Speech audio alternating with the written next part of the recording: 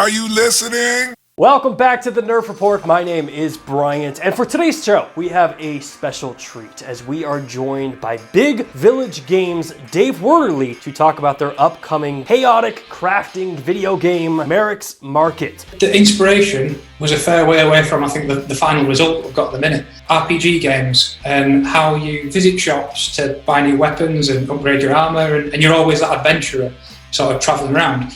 And then if you flip that on its head, what is it like if you're the guy running that shop? One of the things I was reading about is Big Village Games is really only 2 people, correct? Yes, it's me and my friend who's an artist. So I suppose when it's only 2 people, you don't just have your roles that you sit in. You do everything you can to make the game better. I suppose Mereks Market, it's all about juggling different tasks while trying to run a medieval shop, pretty much. You can also play up to 4-player local co-op in a campaign that's designed just for that, if you want things a bit more manic and daft and deliberately silly. Dave, thank you so much for joining us today, and I got to play your game a little bit last night. I jumped on it. Thank you for kind of giving me a sneak peek of it, but can you explain to the audience what they can expect with Mereks Market? Yeah. So thanks for having me, first of all. I suppose Mereks Market, it's all about juggling different tasks while trying to run a medieval shop, pretty much. Sometimes customers come in with crafting requests for items, and you make those things for them. Sometimes it's locals coming in, chatting about what's going on around town and asking for things, haggling for different items with them. And then as the game goes on, more and more different shop building mechanics get thrown in the pot, and it gets more and more complicated. You can play on your own, and if you do, you'll be Merek, trying to keep your shop afloat and kind of fend off a new rival in town.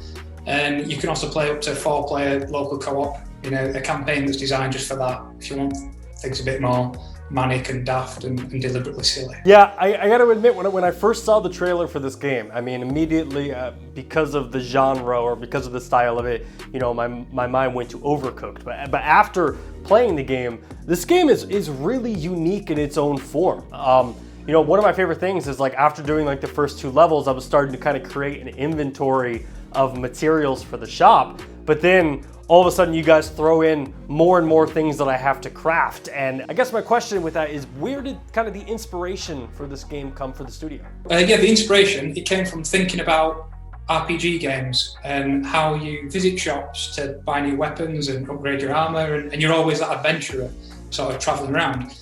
And then if you flip that on its head, what is it like if you're the guy running that shop all the time? You know, do you get, do you have regulars? Do you get some sort of like crazy requests, silly customers coming in? How daft can it get? What's it like a day in the life of a shopkeeper?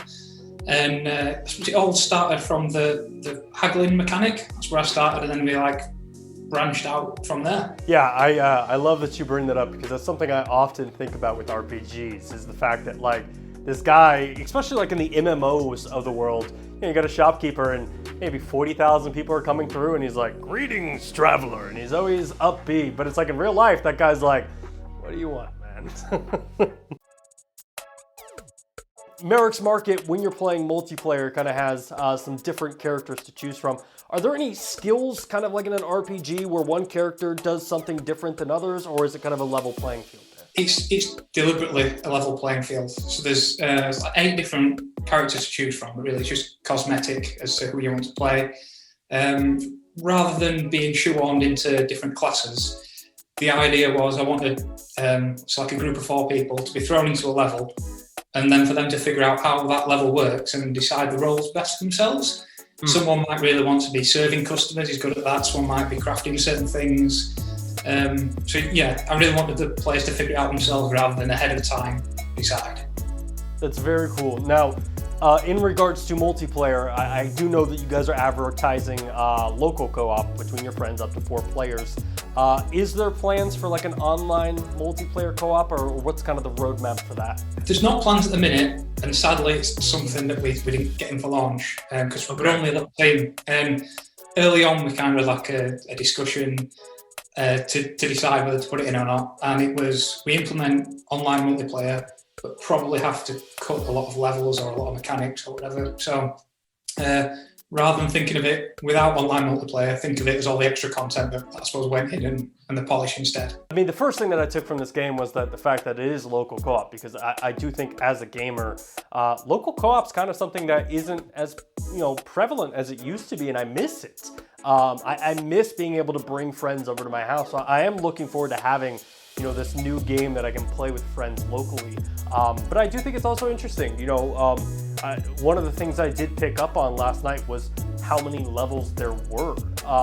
For somebody who hasn't played the game yet, how many levels can they expect? How much content is there to kind of consume? So it's split into single player and multiplayer components, and the single player is kind of more story driven. It's all the customers that come in are voice acted, that side, and you do about 10 levels in the same shop, and at the end of 10 levels you get a big boss, like a big set piece thing that you have to fight, which is quite cool. And we tried doing something similar for multiplayer, but it doesn't really work when you have the game interrupted by dialogue and things all the time. So we tried to completely streamline it, and it's just manic silliness all the time. So we're putting in like deliberate dividers between the characters, between each player, to make sure they have to share resources properly. We've got things where it blocks off you being able to get all the resources, and like a spinner in the centre of the room, you've got to jump in this spinning machine and try and grab out your bits of clay, your bits of iron, your bits of whatever else. So it's just changing up the mechanics a lot more in multiplayer. Yeah, I mean, you kind of touched on it earlier, but one of the things I was reading about is Big Village Games is really only 2 people, correct? Yeah. So it's me and a friend who's an artist. He's a little bit shy, but I can answer for me. I'm the technical director, so I've done working in Unity, making all the game itself, all the technical side. I've done a lot of the level design, a fair bit of the writing. Because I suppose when it's only 2 people, you don't just have your roles that you sit in. You do everything you can to make the game better. How did you guys get your start in gaming? I mean, I assume you guys are fans of video games. Did you start off by going to school and working for another company, or what's kind of the history of your team? So I did computer science at university as the technical one of the team. And in Northern England, one of the local studios is Team 17. It's like used to be the Worms studio at the time, but now the massive publisher, aren't they? They're known for all sorts of things. So in between my 2nd and 3rd year, I applied for like an internship there. I say applied, I sent them emails just saying, can I come in please? Can I come in? Yeah.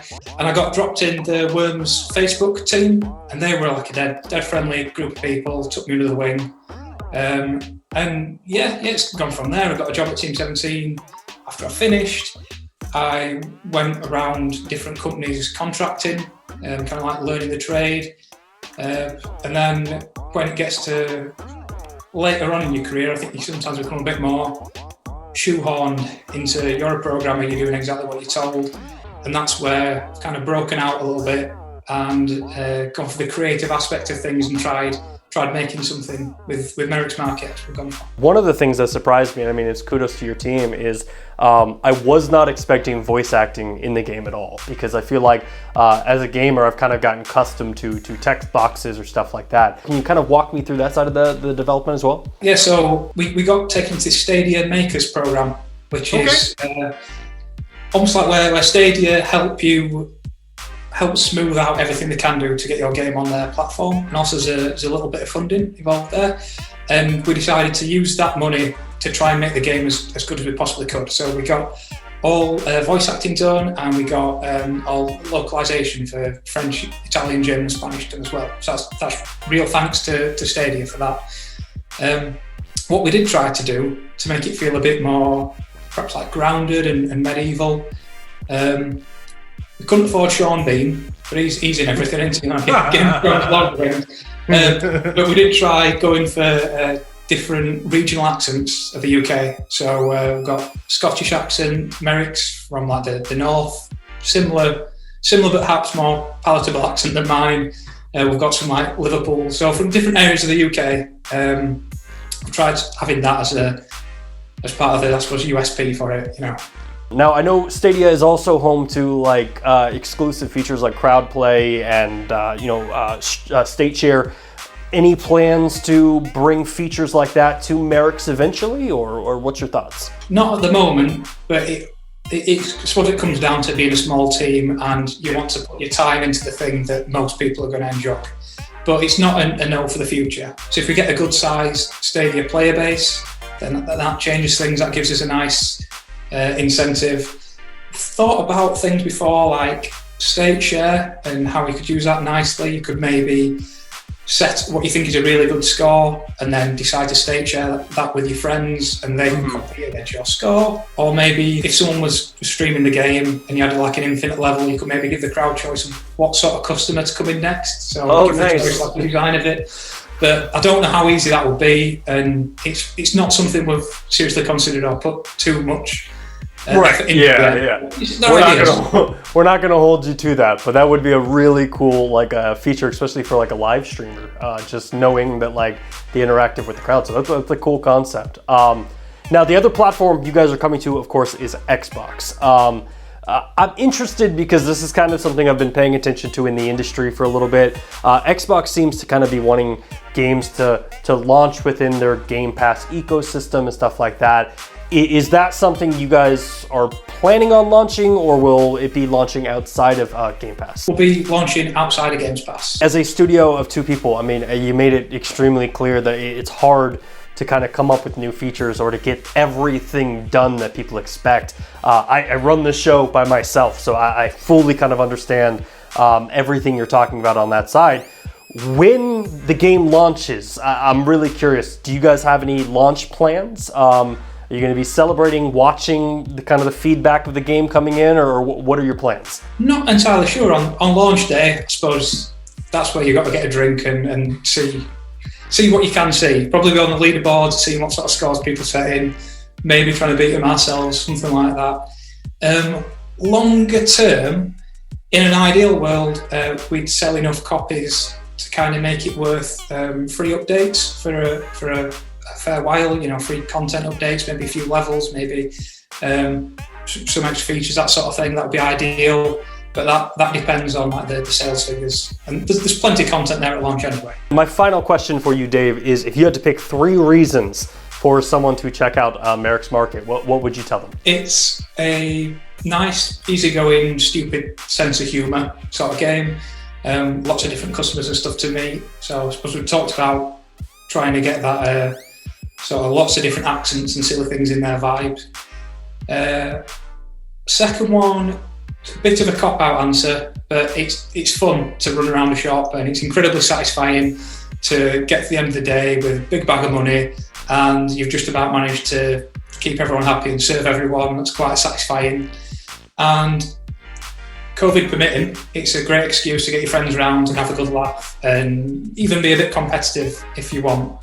It's great to play single player, but when you're in rooms with your friends and you can take the mick out of them, and you can run around Merek shop slapping them and all sorts of stuff, it's a great laugh. Yeah, I gotta say, and I hope you don't think that this is lip service. I mean, what I got to play last night, I thoroughly enjoyed it. And I cannot wait to see when the game launches. If you guys back at home are interested in checking out Mereks Market, it will be launching on September 15th of 2021 for PlayStation, Xbox, and Google Stadia. Dave, thank you so much for joining us today. If people want to find more information about Mereks Market, where should they go? They can either go to the Discord, which is Big Village Games, or they can look up the Twitter, which is on Mereks Market. Well, thank you guys so much for watching. Until next time, my name is Bryant, and this has been the Nerf Report. Thanks for watching. Hey, thanks again for checking out our channel. If you like what you saw and you want to see more content just like it, which who wouldn't, hit the subscribe button right there. And while you're down there, hit the like button. Maybe even consider becoming a Nerf Report best friend, just like the people listed down below did. In fact, don't you want to see your name there? I know I do.